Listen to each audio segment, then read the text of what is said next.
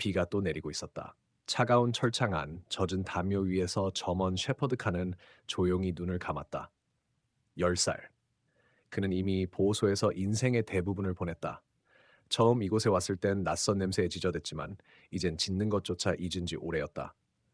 매일같이 입양을 기다리는 강아지들이 하나둘 사라져도 칸은 늘 그 자리였다. 아무도 그를 데려가지 않았다. 얘는 너무 커. 얘 눈빛이 무서워.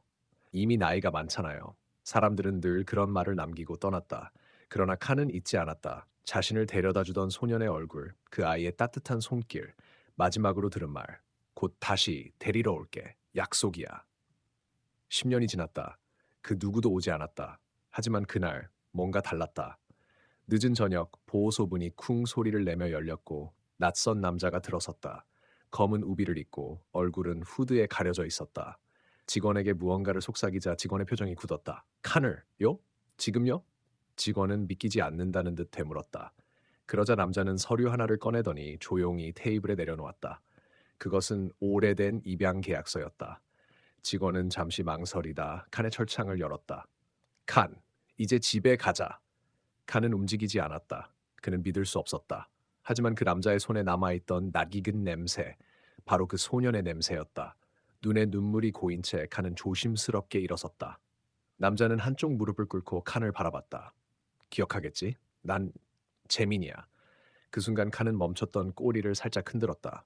그날 밤 칸은 10년 만에 보호소를 나섰다. 비는 여전히 내리고 있었지만 그 길은 낯설지 않았다. 하지만 그들이 향하는 곳은 예전의 집이 아니었다. 재미는 차를 몰고 도시 외곽을 벗어났다. 산과 숲을 지나 결국 한 외딴 오두막에 도착했다. 여기가 이제 내 집이야. 칸은 문 앞에 서서 냄새를 맡았다. 낯설다. 차갑다. 그리고 무언가 이상하다.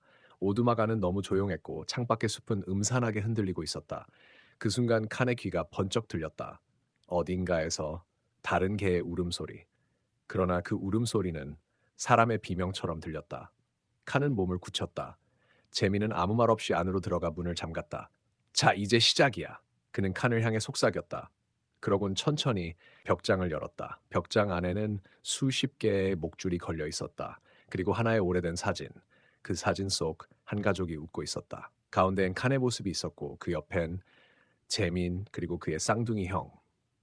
문제는 그 형은 10년 전 실종된 인물이었다. 그리고 그날 이후 누구도 그를 본 적 없었다. 재미는 벽장에서 목줄 하나를 꺼냈다. 검은 가죽에 낡은 쇠사슬이 덜그럭거렸다.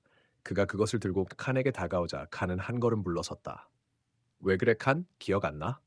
재미는 웃었지만 그 웃음은 따뜻하지 않았다. 그의 눈동자는 깊은 어둠을 품고 있었다. 칸은 천천히 오두막 안을 둘러보았다. 벽에는 낯선 개들의 사진이 붙어 있었다. 하나는 하얀 셰퍼드, 다른 하나는 사냥개, 그리고 하나는 칸과 너무도 닮은 점원 셰퍼드. 그러나 사진마다 붙어 있던 메모는 섬뜩했다. 3일, 7일, 성공, 실패, 대상이 폭주함. 그는 이 집에서 실험을 하고 있었다. 그리고 지금 다음 대상은 칸이었다. 그때 형이 널 데리러 갔어. 널 먼저 데려오고 다음날 우리 다 같이 이사하려 했지. 근데 형이 사라졌어. 재미는 고개를 돌려 벽에 걸린 사진을 바라보았다. 그리고 그날 이후 모든 게 망가졌어. 그는 깊게 한숨을 쉬며 말을 이었다. 사람들은 형이 사고를 당했거나 가출했다고 했지. 하지만 난 알아. 넌 뭔가 알고 있어. 칸은 고개를 갸웃했다. 그는 무슨 말인지 알 수 없었다. 형의 흔적은 마지막으로 너와 함께였어. 그리고 너는 10년을 침묵했지. 그래서 확인해 봐야겠어. 그는 칸에게 약을 주입하려 했다. 칸은 으르렁거렸다. 늑대처럼 가슴 깊숙이서 울려 퍼지는 경고였다. 그러자 문득 오두막 바깥에서 소리가 났다. 부스럽, 부스럽. 누군가 숲속에서 이곳을 지켜보고 있었다. 재미는 창밖을 보며 주사기를 놓았다. 젠장, 또 왔군. 그는 총을 꺼내 들었다. 안에 있어. 칸, 움직이지 마. 그가 밖으로 나간 순간 칸은 벽장으로 달려갔다. 낡은 상자 하나가 발에 채였다. 뚜껑을 열자 그 안에는 형의 유품들이 들어 있었다. 낡은 운동화, 시계, 그리고 피로 얼룩진 칼. 칸의 몸이 떨렸다. 무언가 기억이 오래전에 잊고 있던 무언가가 머리를 강타하듯 되살아났다. 그날 밤, 숲속, 짖는 소리, 비명, 그리고 재민, 피 묻은 손. 칸은 숨을 몰아쉬었다. 그는 알고 있었다. 재민은 형을 찾고 있는 게 아니었다. 그는 진실을 감추려는 것이었다. 그 순간 총성이 울렸다. 바깥에서 누군가 비명을 지르며 쓰러졌다. 칸은 결심했다. 이 오두막에서 살아나가야 했다. 그리고 진실을 세상에 알려야 했다. 그는 조용히 뒷문을 향해 걸음을 옮겼다. 그러나 문고리를 돌리는 순간 뒤에서 들려오는 목소리. 어딜 가? 넌 아직 끝나지 않았어. 재민이 칸을 향해 총구를 겨누고 서 있었다. 눈빛은 이젠 완전히 다른 사람이 되어 있었다. 형은 날 배신했어. 이젠 너도 그러겠지? 그 순간 칸은 문을 박차고 숲속으로 달려나갔다. 뒤따라 들려오는 총성, 휘파람, 그리고 다시 그 기괴한 개의 울음소리. 숲속 어둠 속에서 칸은 무엇인가를 향해 달리고 있었다. 그가 향한 곳은 과거였고 그가 마주칠 것은 죽은 자의 비밀이었다. 칸은 숨을 몰아쉬며 달렸다. 거센 비는 얼굴을 때리고 발밑의 진흙은 미끄러웠다. 그러나 그는 멈출 수 없었다. 총성이 다시 울렸다. 나뭇가지를 스치는 탄환 소리. 재미는 뒤에서 따라오고 있었다. 그의 숨소리, 그가 부딪히는 나뭇가지 소리까지 칸의 귀는 모든 것을 듣고 있었다. 하지만 갑자기 숲이 변했다. 나무들이 더 빽빽해졌고 이상하게도 바람이 벗었다. 비도, 소리도, 심지어 발소리도 마치 무언가가 삼켜버린 듯 사라졌다. 칸은 멈춰섰다. 그의 앞엔 작은 오두막이 있었다.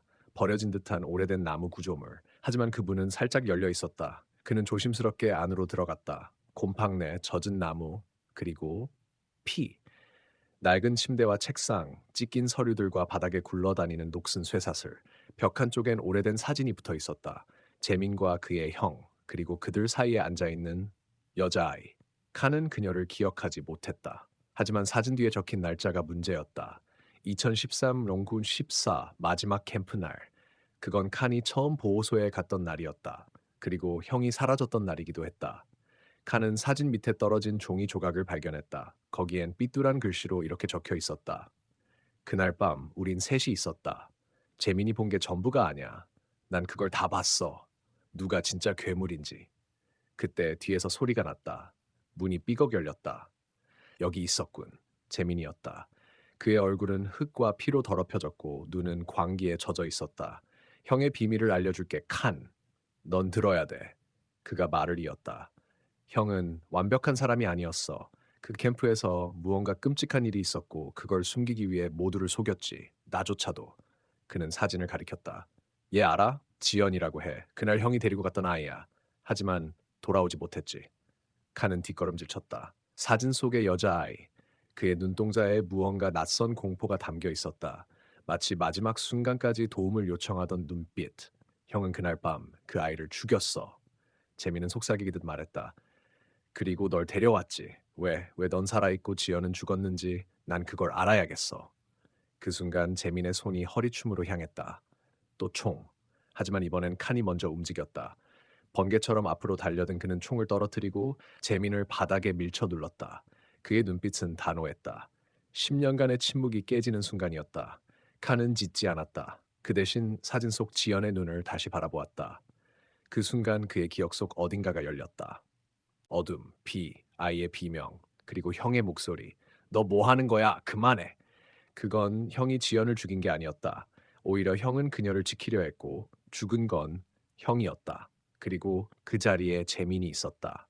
어린 나이에 그가 피 묻은 손으로 칸을 바라보던 그 장면. 그는 이미 그날 모든 걸 알고 있었다. 칸은 다시 재민을 바라보았다. 이젠 그가 기억해야 할 차례였다. 재민은 바닥에 넘어져 숨을 몰아쉬고 있었다. 칸의 눈은 차갑고 단단했다. 10년간 그의 마음속에서 썩어가던 기억이 이제 서서히 떠오르기 시작했다. 비명, 불빛, 그리고 지연아, 도망쳐! 형의 마지막 목소리. 재미는 중얼거렸다. 아니야, 그럴 리 없어. 형은 날 항상 미워했어. 그날도 나 먼저 남겼잖아. 칸은 천천히 머물려 오두막 안을 더 살펴보았다. 구석진 장롱 뒤에서 작은 철문이 보였다. 그 문은 녹슬었지만 최근에 열리고 닫힌 흔적이 있었다. 본능적으로 그는 발로 문을 밀었다. 낡은 계단, 지하로 이어진 어두운 통로. 그 안에서 무언가 움직이고 있었다. 재미는 갑자기 비명을 지르며 칸의 다리를 붙잡았다. 가지마! 거기엔 안 돼! 거기엔 아직 있어! 그날 밤에 그게! 칸은 주저하지 않았다. 조용히 손을 뿌리치고 지하로 내려갔다. 지하실은 썩은 냄새와 오래된 피 비린내로 가득했다. 그리고 한쪽 구석에 쇠사슬에 묶인 사람이 있었다. 길고 헝클어진 머리, 뼈만 남은 팔, 그리고 눈. 그 눈은 칸을 보자마자 커다랗게 열렸다. 칸이냐? 그 목소리, 그 냄새, 그 눈빛. 형이었다. 죽었다고 믿었던 형이 10년간 이곳에 갇혀 있었다. 칸은 가까이 다가가며 조용히 꼬리를 흔들었다. 형은 웃으려다 피를 토하며 쓰러졌다. 시간이 얼마 없어. 칸, 잘 들어. 그날 지연이는 죽지 않았어. 칸의 심장이 멎는 듯했다. 지연이는 이 숲 어딘가에 있어. 그 애를 찾으려 했지. 그게 나를 이렇게 만들었어. 그때 위쪽에서 총성이 울렸다. 재민이었다. 그는 다시 총을 손에 쥐고 지하로 내려오고 있었다. 끝내자, 칸. 형도 지연도 다 과거야. 이제는 진실이 묻혀야 해. 너만 없으면 돼. 형이 마지막 힘을 다해 외쳤다. 칸, 도망쳐! 지연이를 찾아! 그 순간 칸은 뛰어올랐다. 총알이 그의 옆을 스쳤고 칸은 재민을 밀쳐 넘어뜨렸다. 하지만 다시 일어선 재민은 그를 향해 총을 들이밀었다. 그러나 그 총 내려놔, 이 재민. 낯익은 그러나 믿을 수 없는 목소리.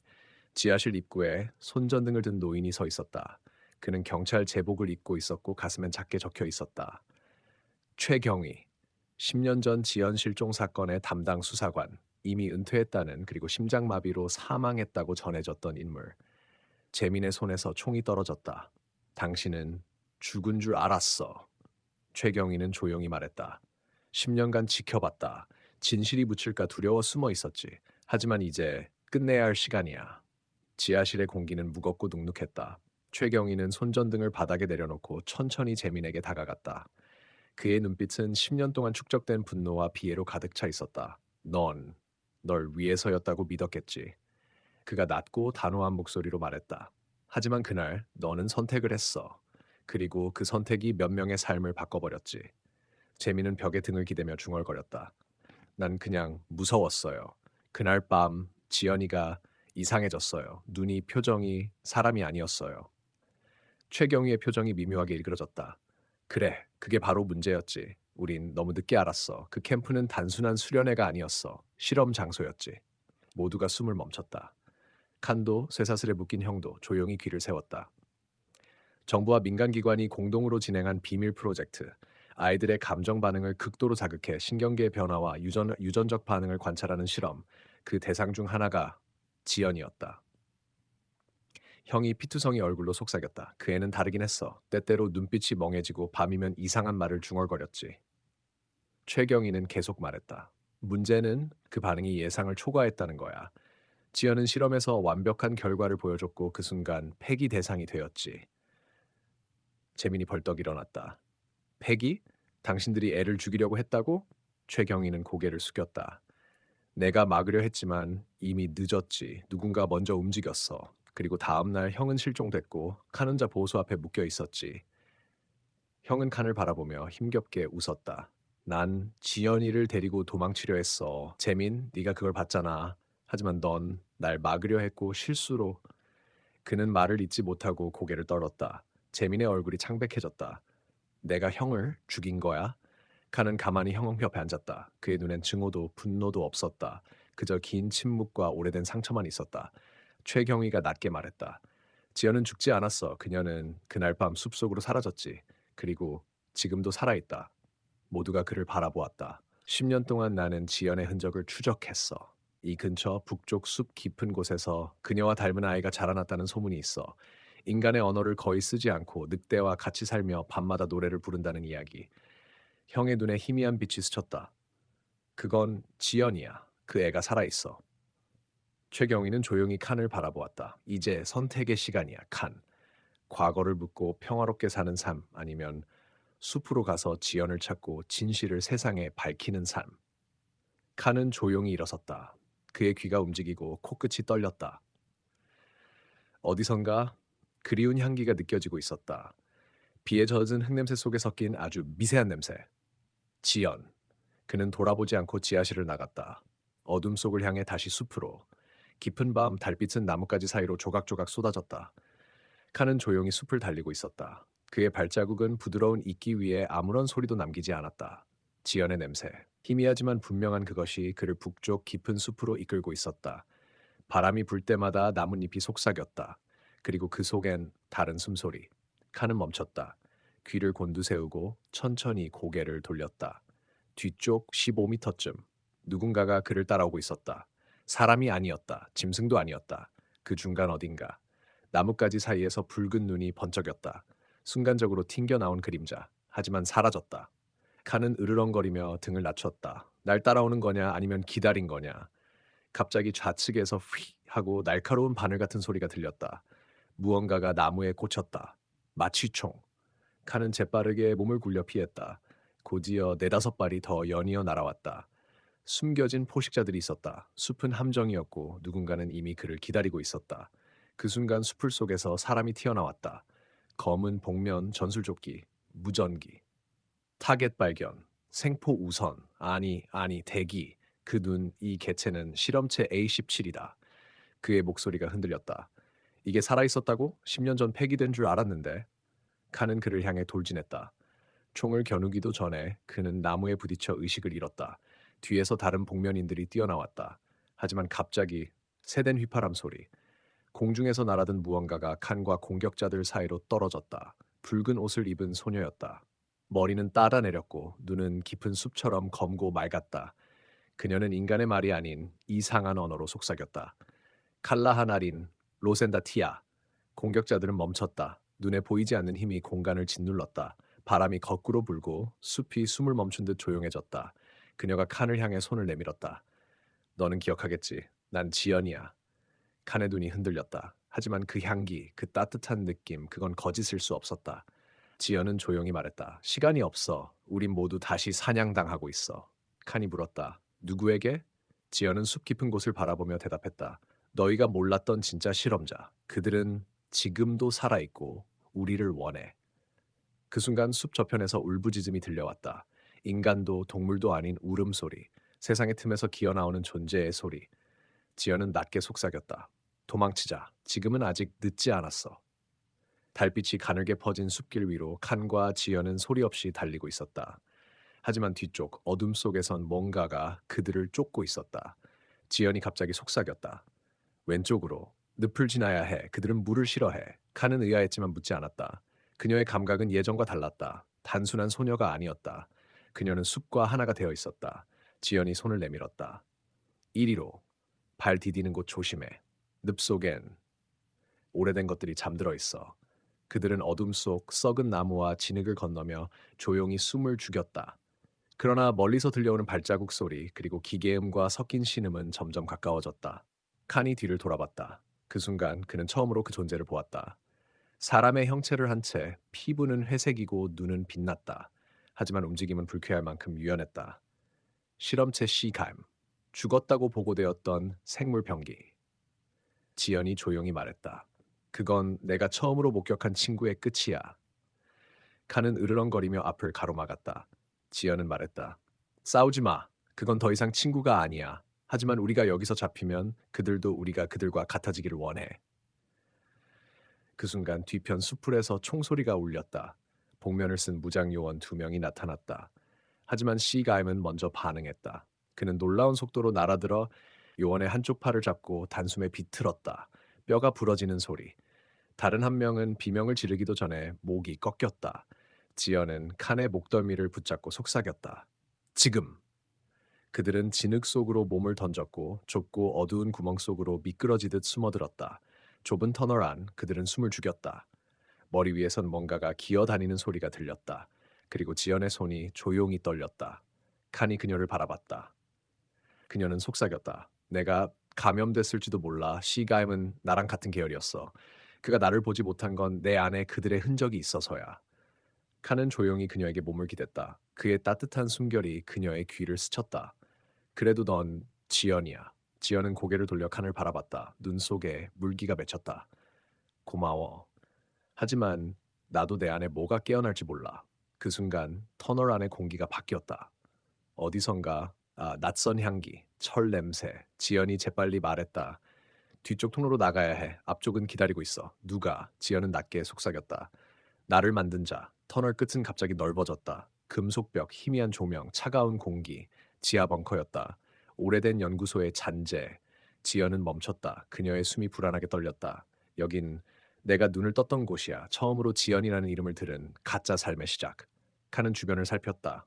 모니터, 깨진 유리관, 그리고 구석에 녹슨 철창. 그 안엔 아직도 작은 침대 하나와 아이의 낙서가 남아 있었다. 지연? 이게 뭐지? 지연은 벽을 어루만지며 말했다. 나는 태어나지 않았어. 창조됐어. 여기서. 그 순간 방의 반대편에서 조용한 박수 소리가 들려왔다. 정확해. 기억력이 뛰어나군 실험체 제이스타. 검은 정장을 입은 남자가 천천히 걸어 나왔다. 눈은 무표정했지만 말투엔 섬뜩한 즐거움이 담겨 있었다.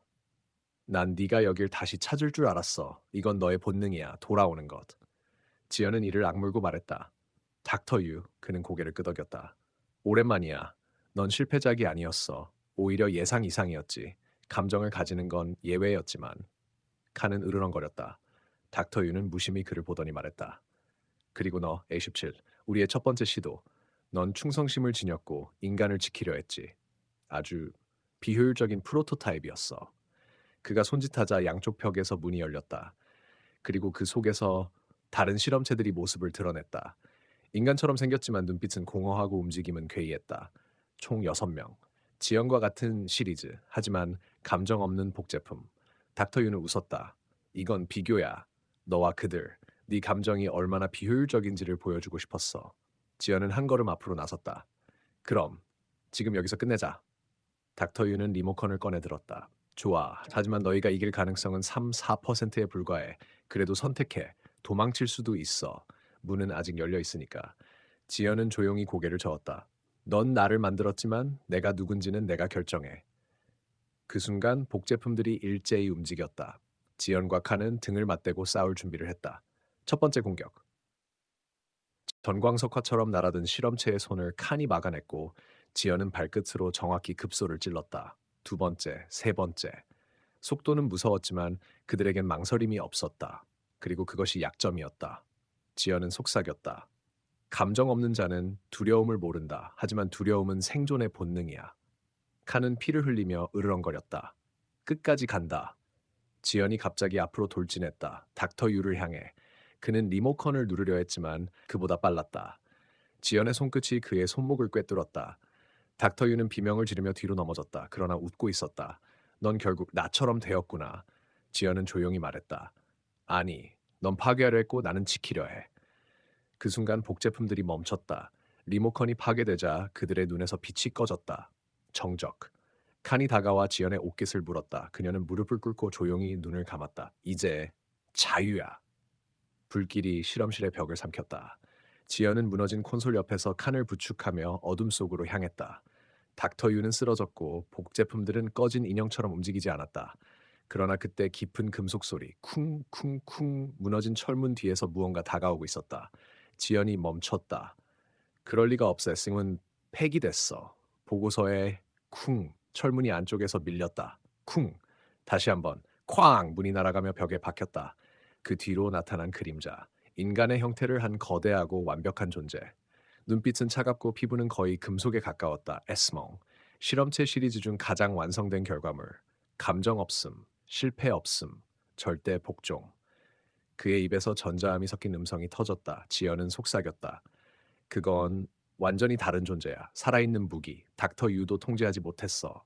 칸이 으르렁거리며 앞을 가로막았다. 지연이 그를 잡았다. 아니야, 넌 다쳤어. 이건 내가 해야 해. 애송이 그녀를 향해 걸어왔다. 한 걸음, 두 걸음. 발소리마다 철판이 울렸다. 지연은 손목에서 얇은 칼날을 꺼냈다. 실험체였을 때 몸에 내장되어 있던 마지막 방어 장치. 나를 기억하니? 그녀가 물었다. 애송은 멈췄다. 제이사, 불완전한 존재. 하지만 나에겐 감정이 있어. 그리고 그게 너와 나의 차이야. 그 순간 애송이 달려들었다. 속도는 상상 이상. 지연이 간신히 피하며 칼날을 휘둘렀다. 하지만 애송의 피부는 거의 금속이었다. 흠집 하나 나지 않았다. 애송의 주먹이 벽을 부수고 지연은 튕겨나가 철제 기둥에 부딪혔다. 피가 입술을 타고 흘렀다. 칸이 짖으며 뛰어들었다. 하지만 애송는 손바닥으로 그를 쳐냈다. 칸은 공중을 날아 바닥에 떨어졌다. 숨소리가 가빠졌다. 지연은 벌떡 일어났다. 비틀거리며. 멈춰, 에생. 너는 단순한 무기가 아니야. 너도 감정을 느꼈잖아. 처음 실험실에서 우리가 손을 맞잡았을 때 너는 떨고 있었어. 에싱의 눈동자가 일순 멈췄다. 그녀는 다가갔다. 기억해. 우리는 같은 공간에서 눈을 떴어. 그때 넌 울고 있었어. 에싱의 팔이 다시 들어 올려졌지만 이번엔 멈칫했다. 지연은 조용히 그의 앞에서 무릎을 꿇었다. 날 죽여도 좋아. 하지만 넌 네가 누군지 기억해줘. 그 순간 에싱의 손이 떨렸다. 그러다 팔이 툭 떨어졌다. 그는 뒤로 한 걸음 물러났다. 그리고 자신의 가슴을 찔렀다. 지연이 비명을 질렀다. 안 돼! 하지만 에스액은 조용히 말했다. 내 안의 명령을 지우기 위해선 내가 사라져야 해. 그는 쓰러졌다. 눈을 감기 전 마지막으로 지연을 바라봤다. 넌 완전한 존재야. 정적. 지연은 그 자리에 주저앉아 오랫동안 움직이지 않았다. 칸이 그녀의 옆에 조용히 누웠다. 상처투성이었지만 눈빛은 그녀를 지켜보고 있었다. 지연은 조용히 말했다. 이제 진짜 끝났어. 햇살이 처음으로 실험실의 폐허에 스며들었다. 지붕이 무너진 틈 사이로 빛이 들어와 지연과 칸의 상처난 얼굴을 감쌌다. 모든 것이 끝났다고 믿고 싶었다. 닥터 유는 사망했고 에송은 스스로를 파괴했으며 프로젝트는 완전히 붕괴되었다. 하지만 지연은 알고 있었다. 진짜 싸움은 이제부터라는 것을. 며칠 후 그녀는 칸과 함께 보호소로 돌아갔다. 문을 열자마자 그녀가 떠났던 공간은 고요했다. 그녀가 10살이던 그날부터 이곳에서 칸은 기다리고 있었다. 이제 너를 다시 가두지 않을 거야. 지연은 칸의 머리를 어루만지며 말했다. 칸은 조용히 그녀의 눈을 바라봤다. 그 안엔 평화가 있었다. 오랜 시간 기다림 끝에 얻은 자유였다. 그러나 어느 날 밤 보호소 문 앞에 검은 SUV 한 대가 멈춰섰다. 차에서 내린 사람은 양복 차림의 남자. 그의 귀에 무선 통신기가 달려 있었다. 그는 주변을 둘러보고 중얼거렸다. 프로젝트 제로는 종료되지 않았다. SNO는 실패했지만 제이사는 살아있다. 그는 어둠 속으로 사라졌다. 지연도 칸도 몰랐다. 그들이 구한 세상은 또 다른 그림자를 낳았다는 걸. 몇 주 후 지연은 작은 산골 마을로 칸과 함께 이사를 갔다.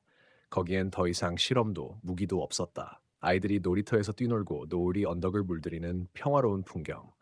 칸은 매일 아침 호숫가를 산책하고 아이들이 다가오면 꼬리를 흔들었다.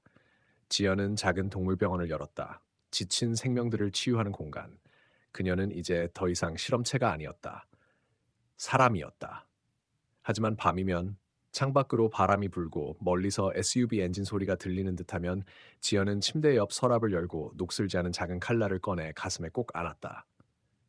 끝난 게 아니야. 그녀는 칸에게 속삭였다. 하지만 이번엔 내가 먼저 준비할 거야. 칸은 조용히 고개를 끄덕였다. 그의 눈빛엔 두려움이 없었다. 기다림이 끝났기 때문이다. 10년을 기다린 점원 셰퍼드.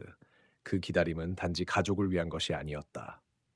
세상을 바꾸기 위한 그리고 한 인간의 마음을 지켜내기 위한 긴 전투의 시작이었다. 그들은 함께였다. 이제는 누구도 그들을 실험실에 가둘 수 없었다. 끝.